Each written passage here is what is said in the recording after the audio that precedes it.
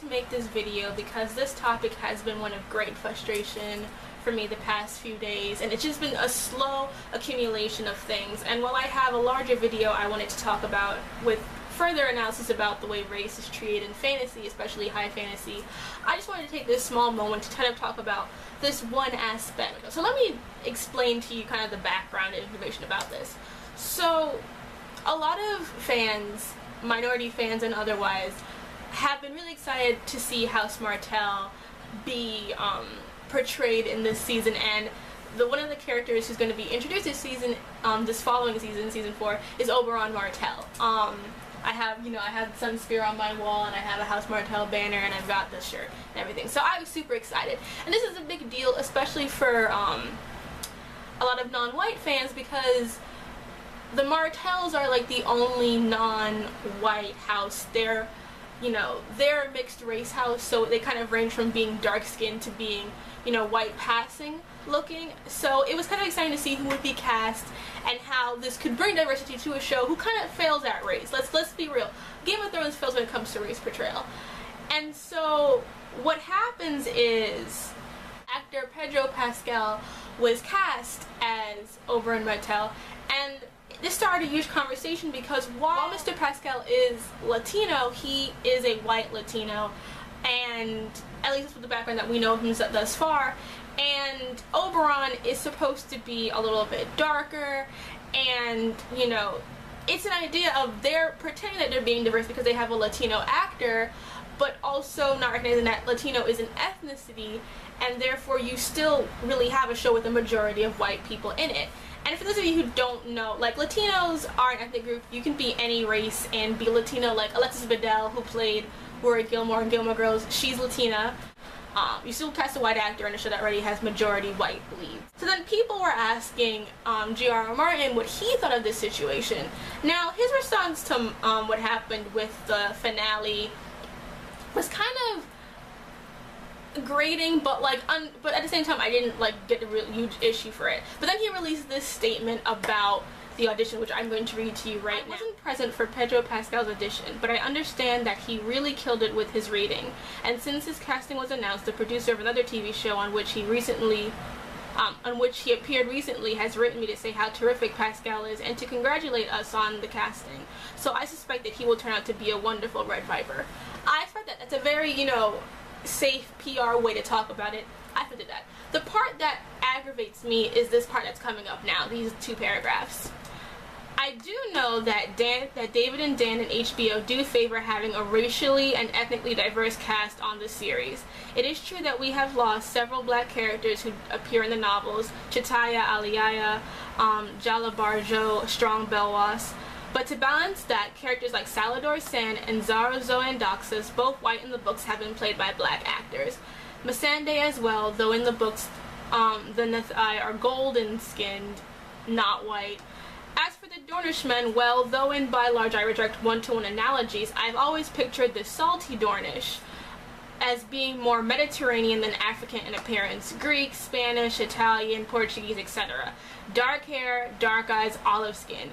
Pedro Pascal is Chilean, and so that was kind of his response to this. Now there's an issue. Here are my 2 issues with this statement.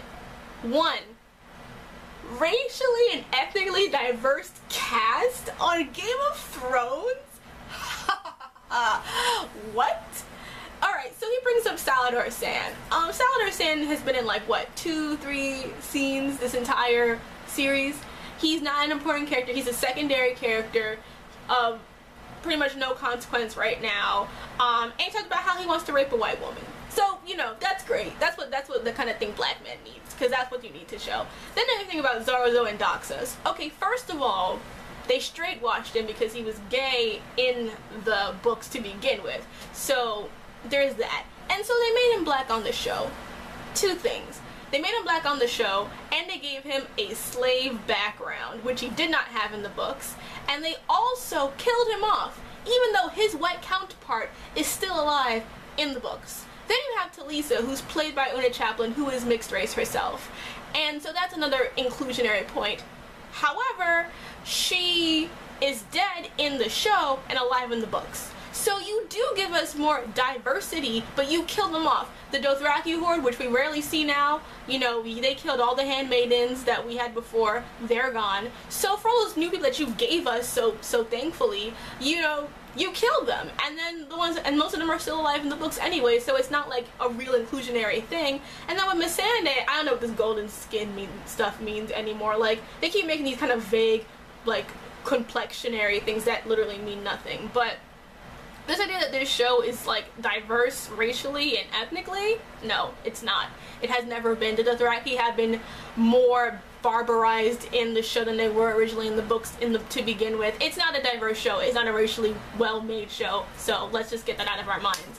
And two, Mediterranean in appearance. Like, what does that... They keep saying this thing about dark hair, dark eyes, and whatever kind of stuff. Like, the Mediterranean region includes the, you know, the top part of North Africa. North Africa is part of the Mediterranean look. And the Mediterranean has been very usually influenced by the Moors from when they were in that area.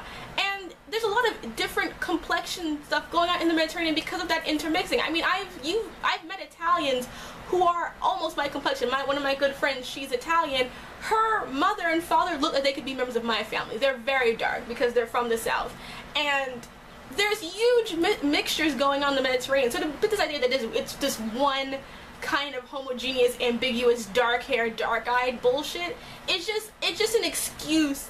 We got this whole thing, and this brought up two things for me. One, this idea that, you know, we have authors that won't defend us, that won't defend people who are disappointed about characters of color, or characters that are implied to be characters of color being cut out. And this other idea of them putting these very vague, ambiguously brown descriptors of characters, and then when casting comes, they use these ambiguous things to justify having white actors and actresses in these roles because it's treated as vague, so it doesn't matter. And so they get white actors, and then they don't defend the fact that, you know, we, people of color, and I know people of color is a very vague term because it can mean so many things, but for, you know, the non-white people who see these different characters and represent with them and identify with them, to know that they're being cut out and you're telling us that, no, you're wrong, you just were projecting onto it. It's just very upsetting because you code them a certain way, then you don't actually go through with it. And it's because of this whole issue that these terms like tan skin, bronze skin, olive skin, swarthy, and exotic, which you should just not use to describe a person because it's kind of gross. And as long as people keep using these ways to describe people, it's going to be a problem because those words, which were once used to mean other, like those terms were used to be other terms to talk about someone who looked different. Now it's being used as these catch-all phrases to include anyone who could get a tan, who could be tan. It like, you know, it's used to describe anyone now. And I think that this was a huge issue, like with the Hunger Games when that came out. When the Hunger Games was first released and they asked about ethnicity and race, Suzanne Collins talked about how everyone had intermingled in the future, that it didn't really matter anymore, that there was no racial equivalent to it, but they had all been intermixed, and that Katniss herself was intermixed. And, you know, she described as dark hair, olive skin, dark-eyed, gray-eyed.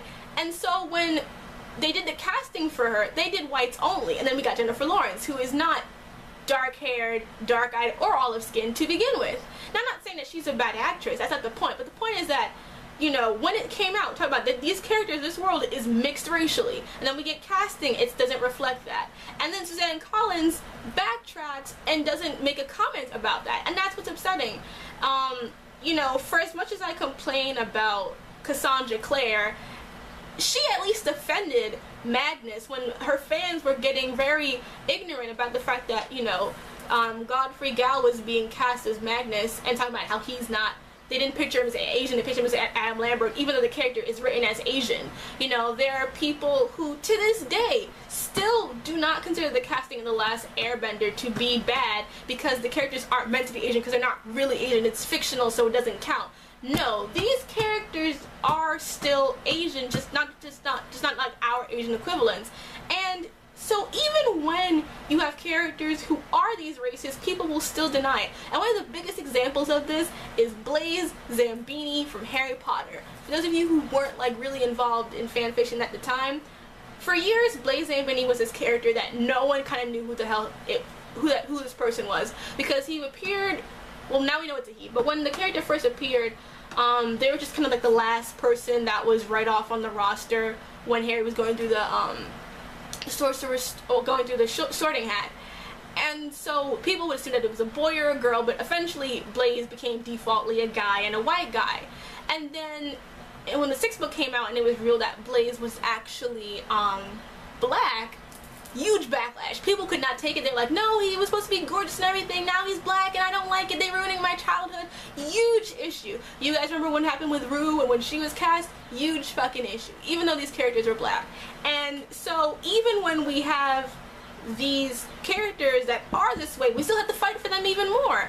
And then this ambiguous stuff doesn't help it. And you know, the writers who have spoken up, I respect. Like Ursula K. Le Guin, she stood up and complained about the whitewashing in her series. Neil Gaiman didn't let the Nazi boys get whitewashed. When I saw him the first time, I told him thank you for that, because that means a lot, because he actually cared. Tamara Pierce, she makes the races of her characters in her books very clear what they are, so there's no confusion. But at the same, so these clarifications are important because it just leads to ignorance, because it leads to confusion. And what really prompted me to do this video was this comment that was left on the FAQ with Marissa Meyer, who wrote Cinder, the Lunar Chronicles, which I love. And this is not a complaint against her specifically, but it's a complaint against this issue, because they ask her what Cinder's ethnicity is, and she says the question is answered in Cinder chapter 19, but when people ask this, I think what they really want to know is, what does she look like? There's been much confusion over this, in part because the actress in the book trailer is very fair, but also because I avoid specifying race in the book. I envision Cinder as a mix of many races: tan skin, brown hair, brown eyes. She has a type of color that's very ambiguous and allows her to blend in just about anywhere, especially in a world where the cultures and ethnicities have been merging for hundreds of years, like the Earthen Union. The two actresses that I think look like Cinder, sort of, are Miu Azama and Shay Mitchell. And I said this on my Tumblr, like, why can't she just say that Cinder is Asian? Because the actress she picks, like Miu Azama, she's Japanese, and Shay Mitchell, she's Filipino and Irish, but she's not white passing. She's dark skinned, she very much looks Filipino. So why can't she just say, you know, she's Pan-Asian, but she's Asian in a fictional setting? Like, that's, I don't understand why we have to beat around the bush and like not just be very clear about it. Like, I honestly feel like in these kind of things, writers should just be like, even though this is a fictionalized world, this character should be read as this, and this. Because otherwise we get this kind of bullshit, we get this whitewash casting, and we get our hopes up because you code these characters in a certain way that make them seem like they're people of color, or could be based on different racial groups that are othered usually, and yet when it comes to casting, it's like, nope. So this dark hair, dark eyed, olive skin, bronze skin, tan skin, it's not cutting it anymore. You guys have to just be specific. Tell us what race these characters are, because I understand it's hard because there are mixed race people to where these kind of, you know, identifiers make sense. And, you know, some people could call me bronze or whatever. I think I look black enough, but, you know, I'm like, so people can compute it or one or the other. But I feel like the issue is that these ambiguous markers, while they fit in a lot of ways and probably fit for these mixed worlds, they're used as a crutch for casting writers and casting directors to cast, you know, people that are white but look enough not, it's okay for them to have these people in these roles. And it's unfair to people because it's like, it's just another incident of like people of color having no place in fantasy. You know, we can be used as metaphors, we can be used as parallels, we can be used as like historical influences, we can be used as all that kind of stuff, but we can actually be in there. Like, I don't want to be represented by aliens. I don't want there to be alien dark race that's supposed to be like parallel black people. Why can't you just have black people on the goddamn show? Like, why does it have to be like some weird metaphor? Like, why do we still have to have these weird things where vampires and werewolves and unicorns and all these kind of shit have to stand in for non-white characters when you could just have non-white characters? So Ambiguously Brown, it needs to stop. Not because there's anything wrong with being ambiguously a certain race, but because if it's going to be used as a way to ignore racial complexity and just get rid of people of color characters, we need to clarify, because it's not working.